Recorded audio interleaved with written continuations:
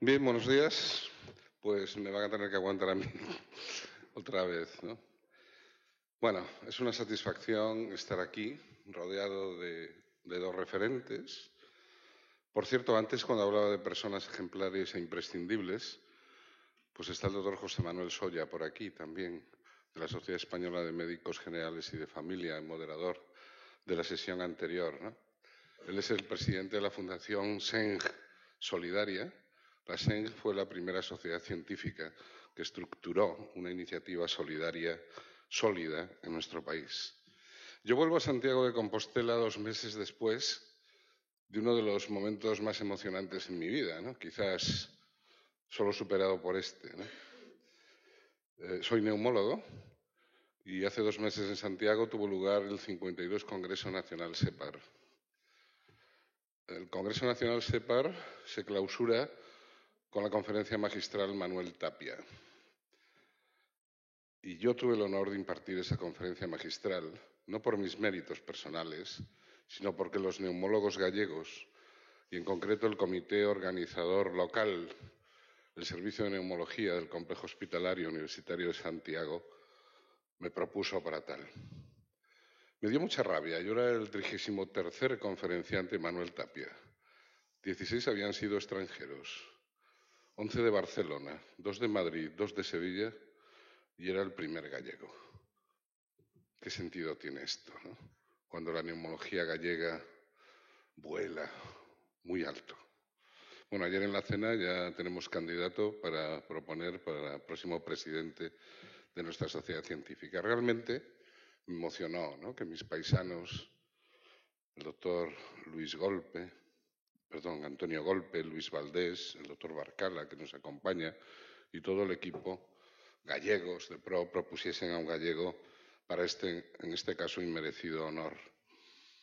Yo seguí un guión determinado, pero fíjense, en ese guión evidentemente había un punto, Galicia en el alma, ¿no?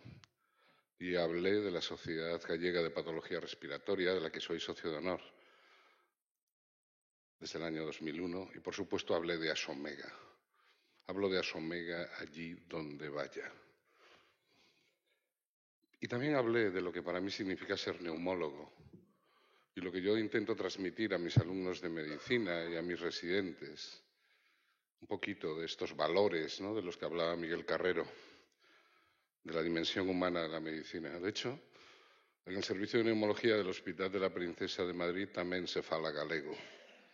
Y tenemos un proyecto, quizás como homenaje a Miguel Cabanela, utilizando una terminología inadecuada, Bineumo Bijú, que trata precisamente de profundizar en estos valores, en el verdadero sentido de las palabras, y avanzar hacia una dimensión más humana, humanizada y humanista en la medicina.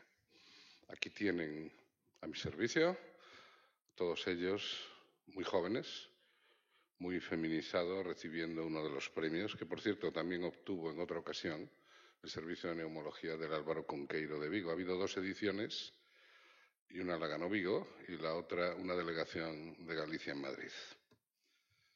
Y estos son los valores que intentamos transmitir a estos alumnos y residentes.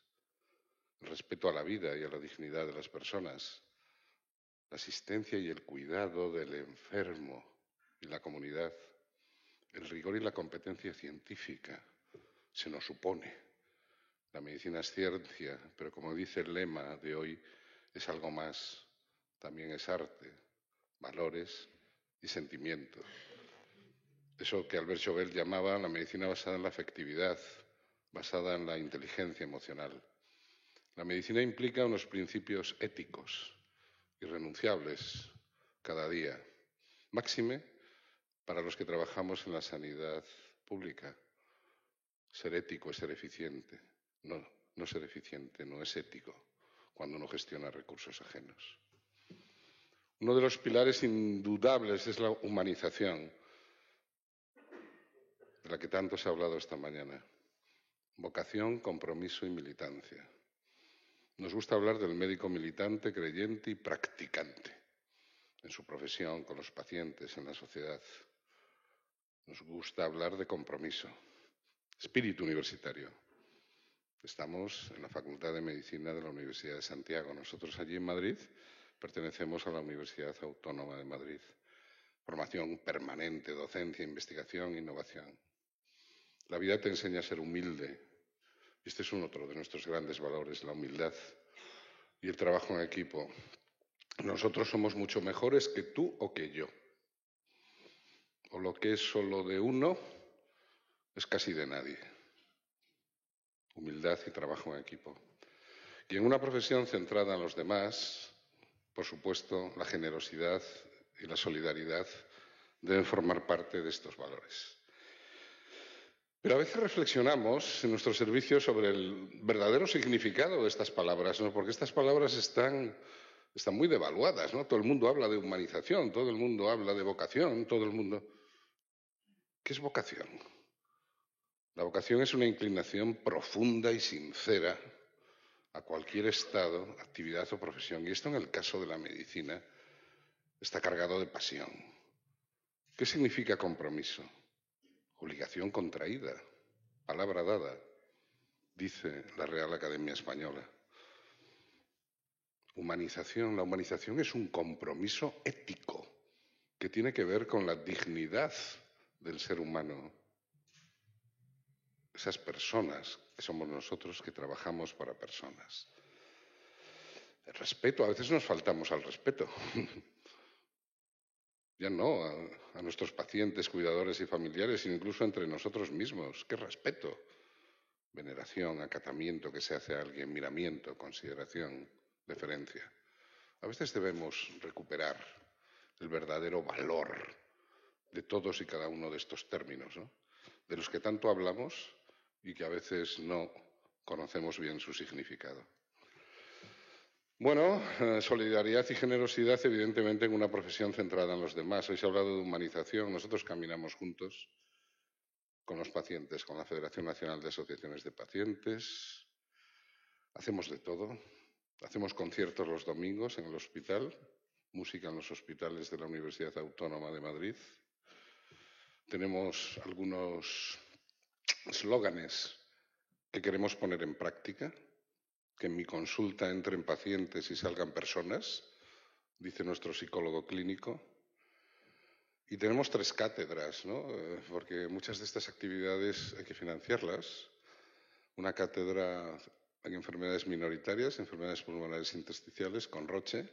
Una cátedra de innovación en la gestión del enfermo respiratorio crónico, con Linde Healthcare, la cátedra Integra.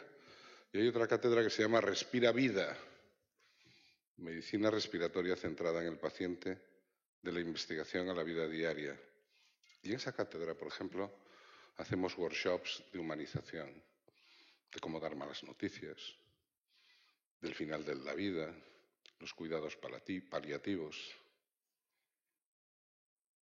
Bueno, esto hacemos con nuestros pacientes y apostamos también por las enfermedades raras. Yo tengo el honor de coordinar el Comité Científico de la Estrategia Nacional de EPOC del Sistema Nacional de Salud.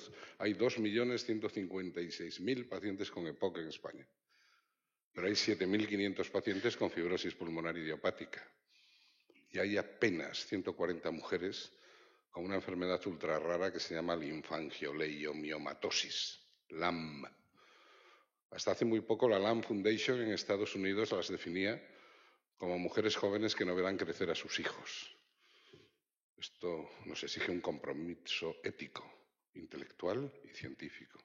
Estamos investigando la LAM, estamos cambiando la historia natural de la LAM. Ya tenemos el sirolimus, los inhibidores de mTOR, independientemente de que muchos pacientes tienen que ir a trasplante pulmonar, pero ya sabemos que España tiene el mejor programa de trasplante pulmonar del mundo. Es campeona del mundo en baloncesto, pero también es campeona del mundo en trasplante. Y somos capaces hasta de escribir poesías para estas enfermas. Yo, bueno, me gusta la poesía, tengo 4 enfermos premios nacionales de poesía, pero no escribo poesía, salvo para mis enfermas, ¿no? Y hay un poema que a ellas le emociona, que empieza diciendo que LAM tiene nombre de mujer. Lo recogen en un libro que se llama Raras pero Interesantes y acaba diciendo que el futuro, que estas mujeres tienen futuro, que el futuro también tiene nombre de mujer. Bueno, pues en esa conferencia, uno de los temas que yo tuve la suerte, y ahora me voy a centrar en la solidaridad, es ese punto 3, ¿no? Una etapa apasionante en mi vida, del año 2006 al 2009. Bueno, pues tuve el honor de ser presidente de la Sociedad Española de Neumología y Cirugía Torácica. Y me di cuenta enseguida, bueno, fue una época apasionante, hicimos el plan estratégico, Separ Futuro, Separ Mujer, Separ Comunicación, Separ Miradas. Pero me di cuenta que una sociedad científica, además de sus fines puramente científicos y profesionales, tiene un compromiso social. Y este compromiso es todavía mayor en una especialidad como la nuestra, la neumología, que viene de la tisiología, de la tisis, de la que acaba de hablar Alberto, esa epidemia de injusticia que siempre ha afectado a los colectivos más desfavorecidos. De manera que me empeñé, soy muy cabezota, y pusimos en marcha un proyecto, que también era un sueño en aquel momento, Separ Solidaria. Y nos fuimos a Zambia, porque los niños de Zambia no solo se mueren de tuberculosis, sida y malaria, sino que también se morían de asma, entre otras cosas porque no tenían medicamentos para el asma. Con la Universidad de Lusaka hicimos un proyecto con los profesionales de allí y conseguimos que llegase a Zambia el Ventolin, el salbutamol, 40 años después o 30 años después, y el primer corticoide inhalado de dipropionato de beclometasona, cambiando la historia natural del asma. Y este proyecto se hizo sostenible porque el gobierno de Zambia lo apoyó y Sandoz facilitó la medicación prácticamente gratuita y la sigue facilitando. Bueno, estuvimos en África y de repente nos pusimos a comprar cocinas. ¿Qué hace un neumólogo comprando cocinas? Pues miren, la EPOC en España, EPOC y tabaco, es un binomio indisoluble, ¿no? Aunque puede haber otros factores en los que no voy a entrar. Pero la EPOC de los pobres es la EPOC por humo de leña. Sobre todo en las zonas frías, ¿no? En la cordillera andina, viven en torno a esa cocina de humo de leña que ven abajo a la izquierda, ¿no? Los niños empiezan a tener pulmones de viejo. La madre está allí, encima, inhalando constantemente esto. Esta es la EPOC por biomasa, la EPOC por humo de leña. Engañé a una multinacional, nos dio 15.000 euros y con Mauricio Orozco Levi del IMIN de Barcelona, aquí hay dos grandes figuras del IMIN, King y Raquel y King, compramos 100 cocinas y las pusimos en Umbita, Colombia, en una de las zonas más deprimidas de la cordillera andina. Los del IMIN son grandes investigadores, la Pompeu Fabra transmite también esa inquietud. Esto lo publicamos. Al año se había reducido la contaminación intradomiciliaria por monóxido de carbono en un 90%. Pero fíjense, a los 5 años se había reducido la tala de árboles en un 50%. El gobierno colombiano nos lo compró y de 100 cocinas, 100 veces menos humos, pasamos a la plataforma Human, que se va extendiendo progresivamente en este país. Queremos replicarlo, obviamente, si tenemos fondos en otros países. Bueno, estas son unas imágenes de Zambia, que ya he comentado antes. No está el doctor Joan Soriano, ha tenido que coger el vuelo, pero fue una figura muy importante en esto, así como diferentes neumólogos, enfermeras del Hospital Clínic de Barcelona, ¿no? Y a veces la solidaridad se traduce también en ciencia, porque los resultados de nuestro trabajo fueron publicados en revistas estupendas de la Organización Mundial de la Salud y esa experiencia es transmitida a la comunidad. ¿Cuál fue nuestro primer proyecto? Pues fue, en Ciudad Sandino, desarrollar la unidad de respiratorio. La clínica de Ciudad Sandino es un proyecto de la Sociedad Española de Médicos Generales y de Familia. Es un proyecto liderado por el doctor Soya, que nos acompaña esta mañana, como presidente de SEN Solidaria. Es un proyecto impresionante. Nosotros nos limitamos a al área de respiratorio, ¿no? Recuerdo la emoción cuando llevamos el primer espirómetro a Nicaragua, ¿no? Cuando hicimos la primera espirometría, o la Feria de la Salud Respiratoria dirigida a la población, ¿no? Y bueno, antes lo comentó Miguel, ¿no? Era un programa fundamentalmente formativo y a lo largo de estos 10 años, yo dejé de presidir SEPAR Solidaria el año pasado, 30 neumólogos, entre neumólogos, enfermeras y fisioterapeutas de SEPAR han tenido estancias de 2 y 3 meses en Nicaragua. Es un programa que ha cumplido 10 años, gracias a SEN Solidaria y al doctor Soya. Y también con el doctor Soya nos fuimos al Sáhara.